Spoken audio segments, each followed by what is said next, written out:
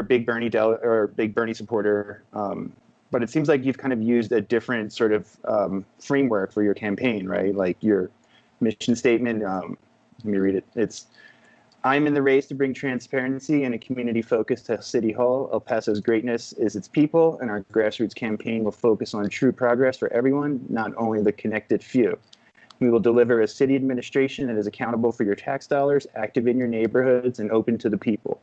Like, I feel like that's a nice approach because we know these things. We know that so much of our politics runs on legalized bribery. It runs on shady kind of backroom transactions deals where nobody has any kind of community weigh in, and it's just purely set to who's got the most money in the pot. Well, I mean, if you would go and ask the average person about their impression of politics, you think that it's all part of the same thing. It's all part of the same kind of corrupt deals that everybody knows each other and everybody goes in and acts out for their best interest. Totally. I think that, I don't know if folks have read the book, Who Rules El Paso? And it came out a year ago with this group that's made of academics and a couple of lawyers. Really amazing book. And it talks about, I know who runs El Paso, right? It is the city employees who are furloughed right now. Those are the folks that run your libraries, that drive your buses, that do the home inspections. Really salt of the earth folks who are getting paid almost nothing and were the first ones to get laid off. But who rules El Paso is really the puppeteers are the ones that are making these huge campaign contributions. And if you look at the major candidates, either they or their children have contributed to them. They have not contributed to me. I made it very clear from the beginning that I would not take money from anyone who didn't share my values. And that means funny money, what did you call it? Funny money? Yeah, I love it. That's great. One of our supporters, Ronnie Dukes, came up with that. And I was like, that's absolutely perfect. Like, yeah, it is funny money, that it is not, like you said, it's not legally corrupt, but it's morally corrupt. The other thing that I notice is a bigger issue around here too is, you're talking about environmental stuff, and there is a movement towards making our city more energy efficient. But then right away with El Paso Electric, you had that sellout to Chase. So now everything's going into this for-profit business from a standpoint of, one angle you want more things like solar farms and you want to transfer to green energy, but then you're going to have the only energy source in the region all being controlled by one of the big banks. Yeah. So that was hugely problematic, and I am so proud of the Sunrise Movement for just stepping up and taking on that fight and taking it on, not just with anger, but with science and with numbers. And they really got into the details and broke so many things down for city representatives who had no idea. They were just being told this, end of story. And so these, and I call them kids because they're much younger than me, but these kids just mobilize.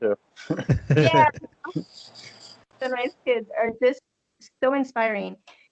So with El Paso Electric, thinking about the city budget, which now I have to really think about and understand.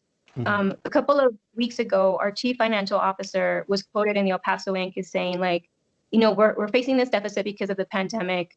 We don't have the kinds of we can't pool for the same sources of money that other cities do, including utilities, right? San Antonio and Austin own their electric company. We don't. So we don't have that kind of money coming in. And I'm like, are you kidding me? Like, the city fought against municipalizing. So not only did we lose the opportunity to control our source of energy, but we also lost this huge pot of money that could have helped us through the pandemic. And the argument, which is really challenging, I think, for everyone, was the fact that El Paso Electric, to its credit, is one of the better paying employers in the community. And they have a lot of people. So it was sort of like this, we're pitting labor against the environment. You were speaking before about the disconnect between the city leaders and the community when it came to voting for progressives or even supporting more establishment Democrats. I think, and I don't know about, all the city council folks, but definitely what we think of as some political leaders or political voices in the community did go for Bloomberg or Biden and ignored Bernie. And I think that shows just in general a disconnect between a lot of this leadership that is on a personal level middle or upper middle class, right? They're professional. They have a ton of privilege in different ways. And very few of them have actually worked in what I think about as the trenches, right? Mm-hmm. They're not working on a day-to-day basis with people who are either struggling all the time or struggling because of circumstance. And so I think that Bernie has been the only, well, he was the first, and then others followed, to talk about corporate socialism and what that means for the rest of us and what it means for the working people of our communities. When you have people who work, for example, for Walmart, but they still have to rely on food stamps or subsidized housing because they're getting paid starvation wages. One of his posts about that back in 2015 was what did it for me, because that has been my client's reality. And I always question that. Like, we have to look at their financial eligibility. And I was like, how is it that you're still poor, but you're working full time? How is it that you still cannot afford not even a lawyer, but like the very basics in life? And you're still working super hard. And let's not even talk about the farm workers. Like, there are communities of labor that are completely stripped of any kind of promise of breaking through poverty, and who pay a huge price with their bodies at the end of the day, right? Folks who end up disabled at very early ages because they've had to pay this incredible price, and then also we're not financially compensated and don't have even the health care to deal with those consequences. And so I'm hoping that people will get motivated. Time is running out.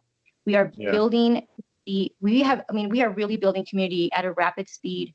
And so we just want to continue to do that, to get people to follow us on social media, volunteer, phone banking, spread the word in any way possible, so that people feel happy, and are able to vote.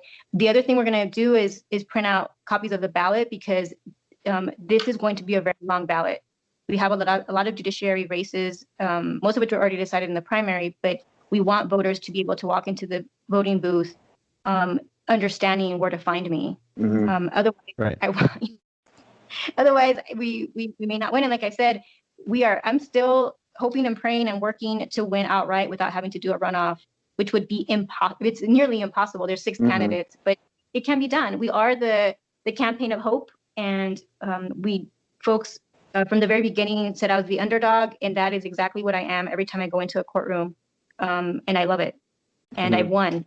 Successful lawyer, underdog, consistently on impossible cases, and this campaign is no different.